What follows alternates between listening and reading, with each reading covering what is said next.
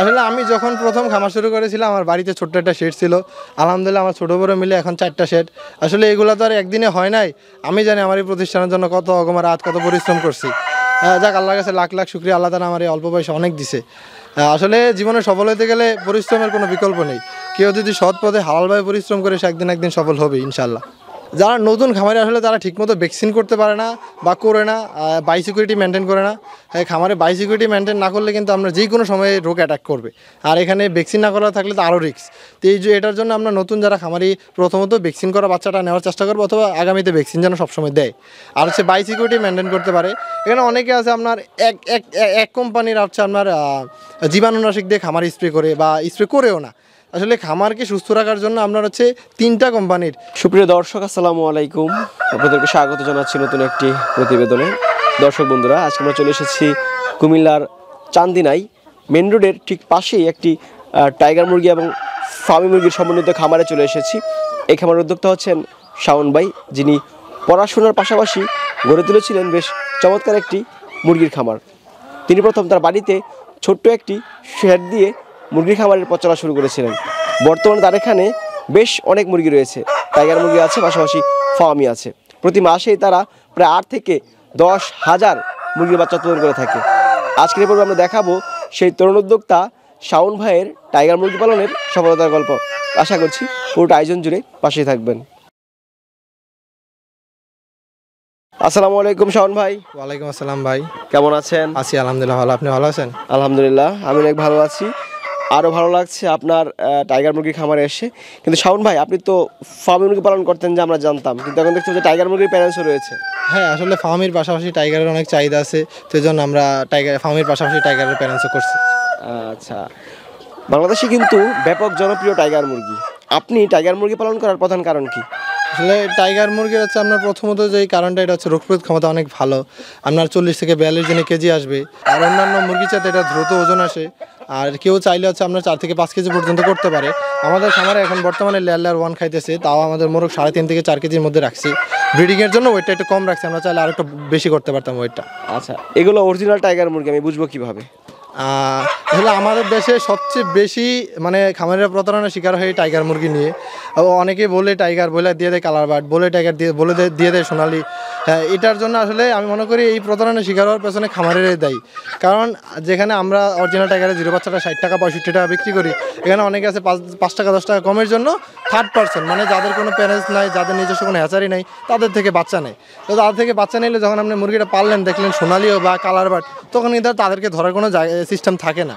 তো আর আমাদের যে ব্রিড না, আমাদের ব্রিডের আমরা গ্যারান্টি দিতেছি, যদি আমাদের বাচ্চাগুলো কেউ আমাদের থেকে বাচ্চা নিয়ে কেউ অরিজিনাল ব্রিড না পায়, ইনশাল্লাহ পুরো বাচ্চাটাকে আমরা রিটার্ন দেবো। আচ্ছা, বুঝবো কীভাবে আপনারটা অরিজিনাল টাইগার মুরগি? অরিজিনাল টাইগার মুরগি চেনার উপায় হইতেছে, যদি কেউ মাংসের জন্য করে তাহলে এটা 4 থেকে 5 কেজি পর্যন্ত হয়।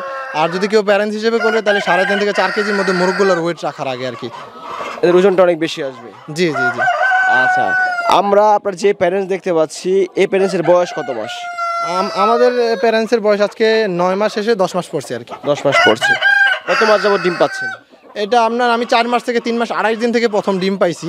তো 4 মাস 4 মাস 4.5 মাস 5 মাসের মধ্যে 50% প্রোডাকশন আসছে, 6 মাসের মধ্যে ফুল প্রোডাকশন আসছে আর কি। 6 মাসের মধ্যেই পরিপূর্ণ ডিমে চলে আসে। জি। এখন কত পার্সেন্ট ডিম পাচ্ছেন? আমরা এখন 65% মতো ডিম পাচ্ছি। টাইগার মুরগির সর্বোচ্চ কত পার্সেন্ট ডিম পাওয়া যায়? আমি কিছুদিন আগে 70%ও পাইছি, কিন্তু আমি যতটুকু জানি 60 থেকে 65% মতো অ্যাভেলেবেল পাওয়া যায় আর কি। আচ্ছা, সারাদিন এই খামারে কী ধরনের কাজগুলো করেন আপনি? এটা আপনার সকালবেলা আইসা মুরগিগুলো সব ঠিকঠাক আছে কিনা দেখি, খাবার টাবার দেই, মানে খামারে যা কাজ আছে আমিই করি। আমার প্যারেন্টস সেকশনে যা কাজ আছে বেশিরভাগ আমারই করা হয়। আচ্ছা, ডিম পাড়া মুরগিকে কোন ধরনের খাবার দিচ্ছেন? আমরা এখন বর্তমানে লেয়ার 1 দিতেছি। কত গ্রাম খাবার দিচ্ছেন? প্রত্যেকটা মুরগির 120 গ্রাম করে খাবার দিতেছি। 120 গ্রাম। জি। আচ্ছা, আমরা যদি হিসাব করি এক একটা টাইগার মুরগির প্যারেন্টস তৈরি করতে গিয়ে আপনার কত টাকা খরচ হয়েছে? আমার 1400 থেকে 15 টাকার মতো খরচ হয়েছে। আমরা সব ভ্যাকসিনগুলো করছি, আমার ভ্যাকসিনে এক্সট্রা টাকাটা খরচ হয়েছে। কেউ যদি এত ভ্যাকসিন না করে তাহলে আরও খরচ কম হবে। কী কী ভ্যাকসিন করা আছে? আমার এটাতে মারেক্স করা আছে, তারপর হচ্ছে আপনার রানীক্ষেত গাম্বুরা এগুলো লাইভ করা আছে, রানীক্ষেত গাম্বুরের কিল ভ্যাকসিন করানো আছে, তারপর হচ্ছে আপনার H9 করানো আছে, H5 করানো আছে, এগুলো বুস্টার দেওয়া আছে, করাইজা দিছি। তারপরে মানে প্যারেন্টসের জন্য যা ভ্যাকসিন করা লাগে সবগুলো এগুলোতে করা হয়েছে। ভ্যাকসিন করাটা কতটুকু জরুরি?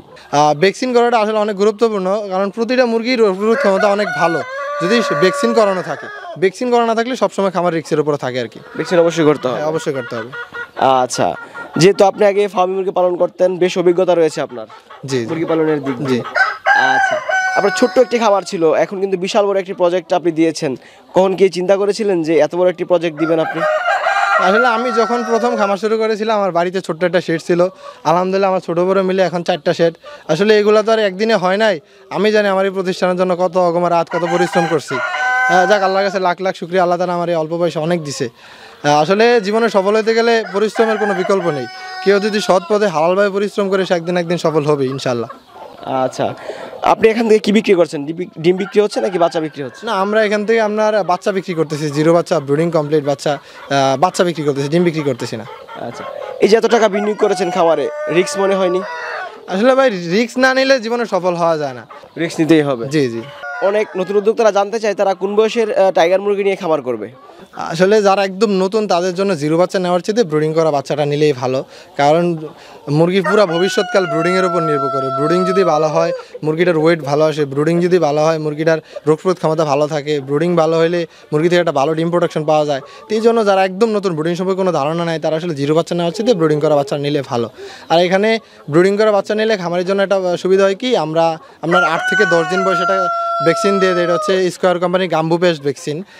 এটা হচ্ছে রানীক্ষেত গাম্বুরা দুইটা ভাইরাসের কম্বাইন্ড ভ্যাকসিনটা হয়। এই ভ্যাকসিনের দাম নেই আপনার আগে 5,000 টাকা নিতে, এখন 5,900 টাকা নেয়।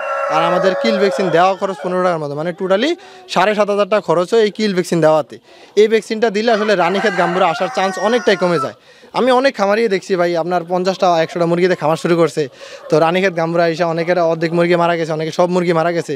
আসলে যখন খামারের মুরগিগুলো মারা যায় তখন কিন্তু শুধু মুরগিগুলো মারা যায় না, একজন খামারির স্বপ্ন, ইচ্ছা সব কিছু মারা যায়। আচ্ছা, খামারে লস হয় কোন কোন কারণে? যারা নতুন খামারে আসলে তারা ঠিকমতো ভ্যাকসিন করতে পারে না বা করে না, বায়োসিকিউরিটি মেনটেন করে না। হ্যাঁ, খামারে বায়োসিকিউরিটি মেনটেন না করলে কিন্তু আমরা যে কোনো সময়ে রোগ অ্যাটাক করবে। আর এখানে ভ্যাকসিন না করা থাকলে তো আরও রিস্ক। তো এটার জন্য আমরা নতুন যারা খামারি প্রথমত ভ্যাকসিন করা বাচ্চাটা নেওয়ার চেষ্টা করবো, অথবা আগামীতে ভ্যাকসিন যেন সবসময় দেয়। আর হচ্ছে বায়োসিকিউরিটি মেনটেন করতে পারে। এখানে অনেকে আছে আপনার এক কোম্পানির হচ্ছে আপনার জীবাণুনাশক দিয়ে খামার স্প্রে করে বা স্প্রে করেও না।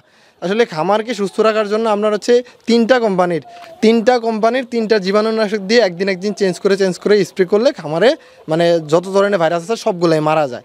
তো এটার জন্য হচ্ছে আমরা আগে সবসময় বায়োসিকিউরিটি আগে মেনটেন করা লাগবে আর কি। আচ্ছা, এই মুরগি খামার নিয়ে আপনার ভবিষ্যৎ কি পরিকল্পনা আছে? আগামীতে আমার ইচ্ছা আছে আমার খামারটাকে আরও বড় করার। আমার ওই পাশে জায়গা আছে, চাইলে আমি বড় করতে পারবো ইনশাল্লাহ। ব্যবসাটাকে অনেক আগানোর ইচ্ছা আছে। আচ্ছা, যদি আপনার কাছ থেকে বাচ্চা নেন অবশ্যই ভালো মানের বাচ্চা দিবেন, কেমন? জি ইনশাল্লাহ, আমরা সবসময় চেষ্টা করবো খামারিদেরকে ভালো বাচ্চা দেওয়ার জন্য। ভালো থাকেন, আসসালামু আলাইকুম। ওয়ালাইকুম আসসালাম ভাই।